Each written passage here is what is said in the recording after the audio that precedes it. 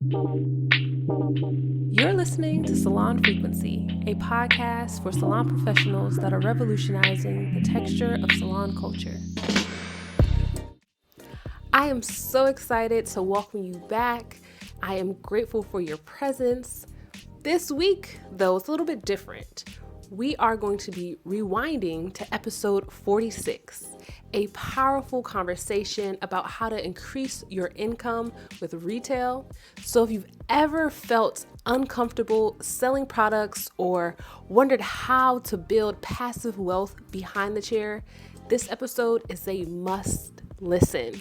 We talk about networking with purpose, using education as your bank for retail, which is a powerful idea, and simple ways to turn no's into yeses, all without feeling salesy.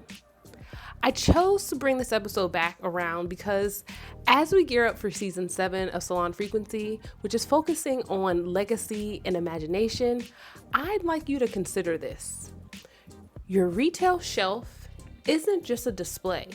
It's a reflection of your values, your influence, and your ability to create abundance beyond the chair. So if you're ready to rewind back to episode 46, let's tune in. Welcome to another episode. How you feeling, Frida? I feel good. It was a nice day out yesterday here in DC. Right. I feel good. How do you feel? I feel amazing. Spring has sprung. And It has. my allergies have been at bay so far, so I'm feeling real good. Are you taking something for them, or you just? I'm not. Your body is treating my body well. Look at you. I'm just like my whole family is suffering. This is My whole family.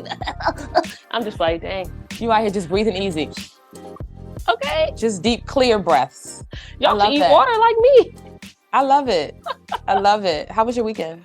My weekend was amazing. I just came back from Atlanta. How was it? Went out there for some networking. That Okay. was a good time. It's always good to be in community. Yeah. I love that. Everybody's in Atlanta, I feel like. Everyone. And Yeah. people in Atlanta say, don't move here. We're out of space. Like, Oh, I'm good. I have no interest. I never have. Because you know what? Atlanta is, to me, there's like Atlanta proper, which I'm probably wrong, but I'm going to say it anyway. It's like 3 blocks. yeah. And then Of everything really else is a deep. country. Yes. And I'm not a country girl. I'm a city girl, Philadelphia born and raised, and I like the city. So I feel like DC gives me a good mix of like a balance of Philly and New Suburbs, York, yes, kind of suburbs, yes. kind of city, where when I visit my family who's not in Atlanta proper, they're on the outside of Atlanta. Yeah. I'm always like, this is country. It's real country. We got to drive everywhere. Ooh. The Piggly Wiggly, it's not the Piggly Wiggly, but it just, everything is so spread out. And I can get why that is appealing. It's just not appealing to me. I feel like when I follow people on social media, I feel like a lot of the coaches and entrepreneurs They're are all there. in Atlanta, They are. right? And so I'm just like, ooh, I want to be there. And then I get there and I'm just like, this is not internet Atlanta. No. It's not giving me that type of energy because I do forget it's in Georgia. Yeah. Like that is the South. It is. So yes. The cost of living, I understand, is significantly lower. Yeah. Most places are significantly lower than the DC region. It used to be. I feel like Atlanta is getting up there because everyone is moving there. Everyone's moving there. They've been featured on all those like home best buying places for Black people to live. I mean, because So you they get a done shot it beautiful up. house. You can get a huge, beautiful home. So I do love that about it. But I'm good. Yeah. I'm good in the city. I like it here. Yeah. Being down there, and especially particularly the event that I was at, meeting like marketing folks, Mhm. meeting people that are in media, they talked a lot about how a lot of it exists in DC. Yeah. And so personally, I feel challenged to go find these spaces in DC Mhm. because it was great. Yeah. It was great. And I do believe, like you said, DC has a lot to offer. Oh, Just for sure. I haven't been making space for it. Like It's I here. need to. Yeah. It is. I was invited to an event last week. I knew you were out of town, which is why I didn't even mention it. Even though, Yeah. when did you, I don't know what day you got back. Because this was on like Thursday night. Tuesday to Thursday. So I was in and out. But it was for like Black, it was a pop-up. Okay. And it was for like Black entrepreneurs and business owners. And it was a really cool event. I did not make it because my babysitter was like, not feeling well. And so, Aw. I know. I felt bad for her. I know it may not sound like it, but I really did. Yeah. I rolled my eyes and I was like, okay, you're not feeling well. But I didn't go. But my point is in saying that, is it was another reminder that there are things happening in this city. There are. And sometimes you just don't know about them. Yeah. You gotta seek them out. You do. And so I was like, the young lady who invited me, I was like, please don't, she's a mom, so she got it. Yeah. I was like, my babysitter is not feeling well. Yeah. Please don't stop. This is our first invitation. This is my first invitation from her. I said, please don't stop inviting me to stuff. Yeah. Please tell me about stuff. And I said, the babysitter could not make it. And the family life was happening. And she's like, I get it. And I said, of course, another mother would get it. Because I don't know if she wasn't a mom, maybe or maybe not, she wouldn't have got it. But she was like, I get it, 100%, it's fine. Yeah. So the opportunities are there. I think the networking events are there. It's just finding them. When was your last networking event that you actually attended? Ooh, not you coming at me with a trick question early, y'all. We just got here. Yes. Oh, I don't know. That's a good question. Off the top of my head, my last networking event, I don't remember. We got to change that. We do. And there has to have been something somewhere in the... Look at that. It's my thinker. So I worked with a lawyer on a project a few months ago, and she invited me. She was not going, but she invited me to a Women's History Month women's small business owners networking event downtown DC, across from one of the major entertainment venues. And that was not even 2 months ago. I forgot about it. You don't play no games with your networking. So, but wait, here I'm going to tell you a quick story about this. I'm going to tell you a quick story, and I am going to name drop, not for ego, but because this is how networking works. And I'm going to give you all the quick and dirty. I'm at this event, and I'm doing all the things, and I'm charismatic, and I'm talking, and I'm listening to the speakers. There was a panel of women from a major credit card company. That's who was hosting the event. And then the other speakers was this one woman. She was in Peace Corps. She ended up connecting with these women, I think, in Ghana. Next thing you know, she has this huge company where she's doing these products made with shea butter. They're in Whole Foods. She was amazing. Connected with her. The other women on the panelists were in leadership positions at nonprofits and other government organizations to support businesses, right? So I'm there. I'm doing the thing. It was a great event. I stuck to my diet. I just want to put that out there. Stuck to my diet, right? And so I had a goal to connect with at least 2 women, real connections. So as I was leaving, there was a lady who rode up on the elevator with me. And as I was leaving, she was about to come back down. So I was like, I'm going to intentionally move slow so we can get on the elevator at the same time, right? That was how my brain was working. So the elevator comes and I'm like, oh, I guess we'll go down here. Funny seeing you here. I guess we'll go down together. So we go down. When I introduced myself on the way up, I told her my name was Frida. I don't remember what she said her name was, but she said I have a cat named Frida. And so on the way back down, I didn't remember introducing myself. And she was like, remember we met? I told you my cat's name. And I said, yes, you have a cat named Frida. She said, well, actually, my cat's name was Frederick Douglass. And then Frederick Douglass got pregnant.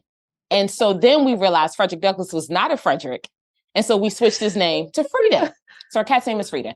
So Jocelyn, we're chopping up. I mean, we're only on the 3rd floor. Yeah. It's not that tall of a building. So we go down to the ground level. We're sitting outside. So we're still talking. This lady and I are vibing. We're talking about small businesses. We're talking about our struggles. We just connecting, right? Yeah. And so small world, because she tells me she's driving back to Philly that night. I tell her I'm from Philly. She tells me she went to high school here in DC, but then she moved to LA and some other stuff because she's in the music industry. Yeah. But then her husband is from Philly. So I'm telling her high school I went to. So we played that whole dance. And she went to the high school my husband went to. And so I'm like, maybe you knew my husband, you knew his homies. Such a small world. This is where it gets crazy. So finally we're saying all this stuff. And so I say, what is your business? Yeah. What brings you here? Because we never got to that. She says, I have a music group called Kindred the Family Soul. Not Kindred Family Soul. I said, you better shut your mouth. You are Kindred? What? I said, please give me a few moments to fangirl, because your music was the entire soundtrack to my wedding. Oh, wow. So for those of you who are familiar with Kindred the Family Soul, it's a husband and a wife. This is the wife. I have been talking to this woman for about 30 minutes. Oh, and when we are cracking, before this, cracking up, talking about high schools. And I was, you know, I joked and I was like, yeah, I'm from Philly, but I moved here for a little trim. And she was like, I'm from DC, but I moved. Like, you never know who you're that going to meet. is where I was going. We are chopping it up. And I'm just like, I need to fangirl. I said, I'm not going to sing. I'm not going to sing. I'm not going to embarrass myself. I'm not going to embarrass myself. I won't do it. I won't let you make me do it. You won't make me sing. So I'm not. I won't. But just need to go on record as saying I'm a fan. Anyway, my point is, it just was such a moment. Because I am genuinely a fan of her and her husband's work. I am still a fan of their work. I love, if you know anything about them, I think they have like 5 or 6 kids. Yep. They have this beautiful family. I'm not one of those people who are like relationship goals or couple goals. That's not my thing. But I can appreciate a beautiful Black couple, yes. right? And that much I believe that they are, at least how they present themselves to be. I appreciate them for that. I appreciate like the world and the life that they're creating for themselves and their family. But I would have never... My intention was just to connect with some people, right, and to just talk. And then look at that connection. I'm out here with celebrities. Okay. Right? Like, but yes. So that was my last networking event. That's amazing. Yeah. And then you went to a hair show recently too, right? I did. Oh, see, that's my brain. Thank you. Yes, I went to IBS, the international. I hate saying IBS because IBS. Oof. I went to the International Beauty Show in New York. That was like March 5th and 6th. So look at that, 2 events. Look at that. That I completely forgot about. How did I... You know what happens? And this is deeper than forgetting. This is why I have a hard time celebrating sometimes some of my wins. Because sometimes I don't even remember them. Right. I completely forgot that I was in New York for 2 days for a hair show. Went to IBS. For those of you who are not familiar, International Beauty Show is a really, really large beauty show at the Jacob Javits Center in New York City. It has been going on for forever. It's for cosmetologists, licensed cosmetologists, cosmetology students, and estheticians. It's enormous. All of the big brands are there. Their focus is not specifically on Black hair. Yeah, just hair. Cosmetology. But like so many things in the cosmetology, in the beauty industry, you get in where you fit in, and you've got to learn how to do that. Yeah. It was a great time. It was a quick turnaround. I got there Saturday evening and I got there Sunday evening and was there the entire day Monday for the show. Okay. And then I came back late Monday night. Oh, wow. Took some great classes on color. I took some business classes. I went with a team. They went as well. So they were, for some of them, some of my stylists who work with me, this was their first time going to a show. It was a good time. Yeah. It was a good time. And it's just also like, as a mom and a wife, it was nice to just be away. But I'm also a little clingy, I realized, because you want to get back home? I be wanting to get back home. I be on the phone with my husband like a teenager, like, what you doing? Oh. Oh, what y'all? And then I'll be like, oh, y'all get on my nerves. As soon as you get back. As soon as I get back, I'll be like, I should have stayed an extra night just because. But while I'm there, I'm like in the hotel by myself. Yeah. Like, hey, if I'm in this hotel by myself, it's weird. I got the deadbolt on. I'm like putting my suitcase in front of the door. Legit, okay? You know. I don't play about hotels. Yeah. But what about you? Yeah. Well, this weekend was networking for you. This was networking, yes, at a hotel. One of the things that I wanted to bring up as we get into the revolution of things within our industry and hair shows and networking, particularly taking classes, doing things that build you up, build you and your team up. Yes. I wanted to ask you about retailing. I know you said your team went, you took some business classes. Yeah. How important has retail been for your business? Okay. Or for your team? So I think retail should be and has always been important to a salon as a whole. But for me specifically, retail just really became a thing in the past, I'm going to say 18 months, maybe. So retail was something I always knew I needed to focus on. It was never like, I don't need to worry about that. That's not a big deal. My clients can just go to the beauty supply store. Like I always knew that I should be focused on it, but I never took the time to put the things in place to offer retail, like my sales and use tax license, right? Like when we were talking earlier about you can't know what you don't know. Sometimes you do know and you just don't do it. Fair enough. Right? Like sometimes we be knowing and we just don't be doing.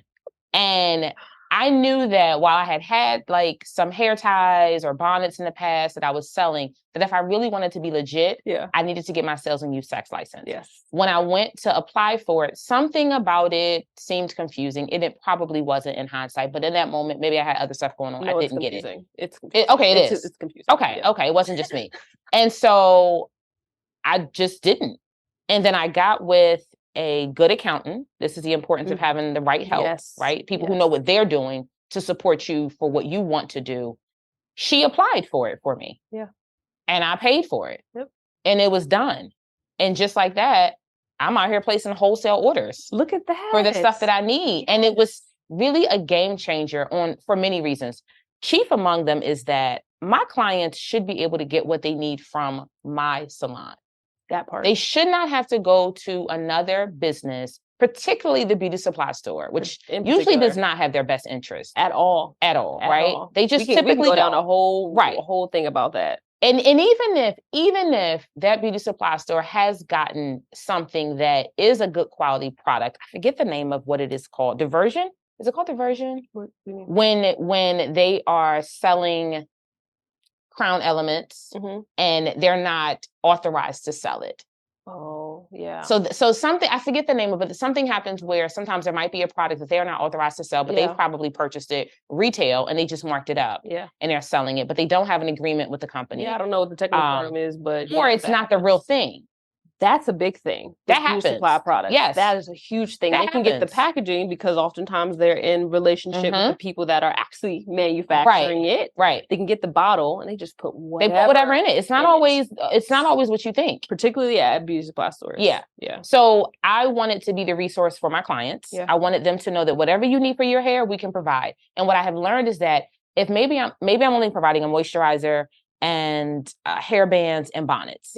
And then there's that one day that someone says, thank you so much, but I've really been looking for a good herbal treatment. Say less. We'll be placing an order for an herbal treatment next week. I mean, like, it's the same. It's similar to like going to a store. Or going to a restaurant. They're only going to stock and have the things that people are asking for, the things that people want. But it improves the business. Right. And so then we become a resource, not just for your specific hairdo, but we become a resource for your hairstyling needs. And so even if you're not using us to come and get your hair done, you know that we're the only ones that carry this particular brand because this brand only has relationships with salons. They're not even in beauty supply stores. From a revenue perspective, because I'm always, if it don't make dollars, it don't make sense. It don't make sense. Okay. It increases the bottom line, right? Because I'm marking it up probably... I think long gone are the days of marking it up like 50%. Like if you pay $10 for it, you sell it for $20. You got to do a little bit more than that because there's shipping, there's tax. There not necessarily might be tax, but there are all these other things. There's a package that you're putting it in. There's the labor for the person who's selling it to you. So it increased our revenue. And I haven't gotten to the point where I have specific goals for the team, but I am looking to turn retail into sort of an education bank where I say, you've sold X dollars in retail, you now have X dollars in your education bank. So maybe if you have 500 in retail sales, you have 500 in a credit towards a class. Or I haven't worked out the numbers, but I think retail can absolutely be a game changer, especially when you really, really focus on it. Yes. What about you? I mean, not to toot my own horn, but I graduated cosmetology school with the highest retail average, okay? I've always sold product, okay? I feel like it was interesting being at cosmetology school and seeing my classmates be mad about like having to sell products because they did put, expectations on us. Like you go downstairs after you finish your guests, you take them down to the retail area, you show them the products that you're using, and like you're expected to sell a particular amount. Right.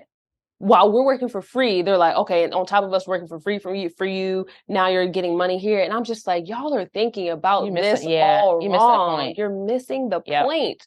The point is practice. School is practice. So you get out here behind the chair, it is not like I got this product, you want it? Like, no, you're closing these sales. Like when they talk to me about how to make money without having to work, that is where I'm trying to be at. So it's like, I'm going to put this handwork on your head and I'm going to do my technical skills. But if I can increase this ticket by just showing you the product, And it's just like, this is a conditioner we use on your hair today. I'm not shoving it down your throat. I'm just reminding you what we use. And if you want to recreate these results at home, here are some options. It's that part, but I think a lot of people think that's is only where I think that people believe that's where it starts and stops. It's like, yes, I use this conditioner. You want to take it home. It's like, no, this conditioner will reduce the frizz in your hair. It'll let your style last you an extra 3 days.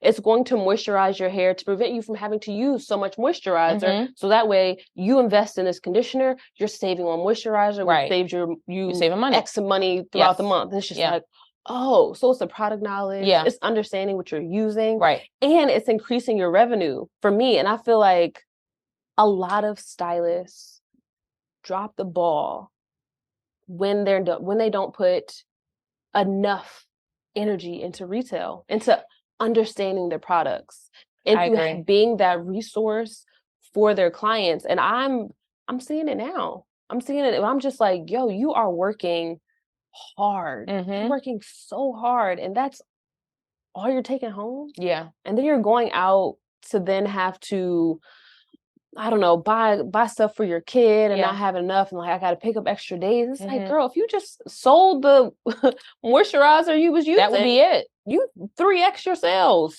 Do you think that stylists are uncomfortable being salespeople? Yes. Yeah. I honestly believe the issue is education. Yeah. Because again, like I said, people think, okay, I'm gonna have this condition. I'm saying, do you want to buy it? And they think it's just a sales thing. But really it's an education thing, because if you know the conditioner, you know why you're using the conditioner, and you're using quality products that you first believe in. Yes. Not just selling anything. Wouldn't it be a disservice for you not to give this to that person? If you just dropped $600 on your color, and I am telling you why this particular combination of products will preserve your color, so you don't have to get done as quickly, you might be more inclined to want to buy this product. And if you have clients that are coming to you haphazardly, like I know a lot of times in natural hair, which is one of the reasons why I got out of doing just loose natural hair, I can do my wash and go at home. Yeah. And so they only come to you every so often. Yeah.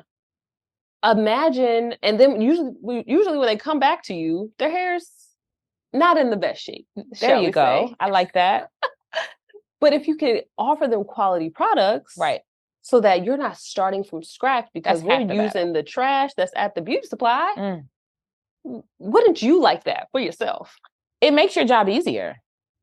Because even if they can't maintain the style, they can possibly, in some ways, maintain the integrity of their hair. So it's not feeling dry and brittle when they come back. And so now your work isn't as hard. Yeah. And then now they're not looking salty, because you're like, this is the new total. And they're like, oh, why is it so much more? Well, we had to do this treatment, and you had to do a trim, you had to do a cut, all these things. And they're like, oh, this is crazy. These hair salons are always trying to, and it's like, I am giving you tools. So it's kind of like when you leave a mechanic and maybe they recommend a particular grade of gas. Yeah. Or when you get oil changes, it's like, don't use the lowest level oil when you get an oil change. Maybe step it up a notch. It'll make a difference in the long run when you don't have to replace your whole engine and your transmission, because you've not been getting quality oil changes, or you've not been using the right gas for your particular car. Even though I'm a regular gas girl myself. I'm just going to say across the board, I'm regular. But I think my cars be regular, so I don't know. But anyway, I'm just saying, if you have premium hair, you feel like you got premium hair, use premium products. And you want premium care, use premium products. Premium hair and premium care. Okay. It's the tagline. It is. I think that stylists are afraid of feeling salesy. Yeah. And as somebody who has a background in sales, does not bother me. Yeah. Because I don't feel like I am being a salesman. I feel like I'm offering you a solution to your problem. So it's like, whenever my phone rings and someone calls to sell me something, I'm annoyed, because I don't want you to sell me something. I want you to offer me a solution to my problem. Yes. And even if I'm not interested in what you're offering, you were offering a solution. Yeah. And maybe I will be interested at some point. But just calling it just to feel salesy and almost like, not to degrade a car salesman, but it feels like that. Yeah. You get such a reputation for being so cheesy. I'm not trying to be cheesy when I tell you that this is really the best product for your hair. And I know what is best, and you really should take this into consideration. And then I think when people are told no, I think that's when people are like, see, that's not good, because nobody wants to buy it. No, that's the narrative you're telling yourself. Somebody wants to buy it. Somebody wants to buy it. And I feel like, again, going back to the practice of it, you're going to hear no. You're supposed to hear no. Especially as an entrepreneur. Yeah. Like, no is just part of the like experience. Yeah. But it's still having the courage to believe in yourself, to believe in the product that you're selling, to believe in the solutions that you offer, to say, hey, okay, maybe they don't understand it at the first visit, but they see you talking about it enough. Because more often than not, somebody needs to be asked more than once before they say yes. Oh, for sure. So it's very rare that you get a yes on the first go. Like, even think about someone trying to date you. That your last person that flirted with you, last date you went on. That was not 100 years ago, but it was not an immediate. Actually, I think it was an immediate yes. Oh, yes, man. I was easy. Yeah, my husband, I was like, I'm not going out with you. Really? She's playing hard. Yeah. I say yes right away. But I probably low-key asked him too. So that's another episode. That's for another time. But I understand your point that sometimes people need to be asked more than once. They need to be presented with the solution more than once. There have been products that so recently I purchased some, what do you call it? Like accident insurance and like disability insurance myself as well as the team. And the company that we went with, I know for a fact they've approached me before. And then just for whatever reason, it was not that I didn't think the quality of the product was there. I just, no. My answer was just no. And then a couple of months ago, somebody reached out and I was just like, okay, sure, whatever, we can meet. She called me on the right day at the right time. Right. And then we sat and we talked only like 20 minutes. And I was like, oh, I need this. And I actually want you to talk to the team about this, right? It doesn't benefit me. She's not paying me for that. So she came in a few weeks later, talked to the team, and we all were like, and I prefaced it with, I'm not getting paid for this. She presented something to me that I think is a good solution, and I would like to present it to you all. Listen for yourselves and decide for yourselves and for your family. And we move forward. I said no the first 1 or 2 times that someone else came to me with that. The time was right. I had the information I needed. She presented it in a way that I was like, this could help me. It's a solution. And now I purchased it. Exactly. I'm very happy. So look at that. You might hear no. That can turn to a yes. Just persistence. And I wholeheartedly believe retail is one of the game changers in the beauty industry for stylists specifically, to allow them to take advantage of this multi-billion-dollar industry. Like, it's too many stylists that are complacent and content with just having enough above the poverty line. I want more. We want more for you. From you. And there's so much out there. There's so much out there. There's so much. There's head wraps. It doesn't have to be products. There's hair ties. There's jewelry. I just added earrings. I literally now retail earrings because what I noticed was oftentimes clients were commenting, and today it's just like a basic gold hoop, but comments were commenting like on the earrings that you have on, they would comment. And so once I had my sales in USACs, I was just going down the wholesale like rabbit hole. I was like, I'll have 100 pieces of that. I have 30,000 units of that. And I was like, earrings. Put the earrings out there. The earrings have been selling. And the funny thing about the earrings, unlike the product, the earring is just sitting on the shelf. And so when they're checking out, that's a name for that. The things that get you right at the cash register. Like I don't know if it's product placement, but literally I'm not exaggerating. And it's not a hustle because they are cute earrings. I own some of the earrings. I went on Etsy, had these cute little custom made earring stands. I put them on there. There's it's a whole display situation. The earrings literally just sit there. And they just sell. And I'm not doing anything crazy. Except hitting purchase. That's it. That's it. And then if it doesn't work, okay, I pivot. Maybe I don't get earrings this time. Maybe I do something else. I do bonnets. I do head wraps. I've seen salons do hand lotions. I've seen them do with the little clips that women wear in their hair now. Headbands. All of it is tied to beauty. So exercise stuff. Like it's really understanding your client. Listening to their lifestyle, the things that they talk about, the things that they have struggles finding or getting, and provide the solution. That's it. I've worn shirts sometime from small businesses. And I've had a client say, where'd you get that shirt? I'll send the link and they're like, I purchased my shirt. I purchased my hoodie. And it's not even my business. It's usually a small Black business. Yeah. And so then I'm like, I did reach out to a retailer recently for wholesale. Yeah. I'm going to talk about this real quick. And there was a minimum investment of I think $1,000. Mm-hmm. And I had to say, that might be a little bit more than I can invest on the first purchase. So I'm trying to see if there's a way that we can make it work, because there usually is a minimum investment from the business owner's perspective that the retailer may require of you, that the wholesaler may require of you. And sometimes that minimum investment might be $150. Sometimes it might be $3,000. Yeah. So you got to decide what you can afford to retail. Because if the product sells for $70 a pop, then maybe you can't afford to retail that. But there is something that your client needs that you can afford to retail to them. That is the easy thing to get, to access, and to sell to them. Yeah, and then just watch the revenue go up and then use that to place your next order. Right, for the $1,000 minimum. For the bigger one. Exactly. Yeah. I mean, hey, that's how I did it. And like, that's the play. Run the play, y'all.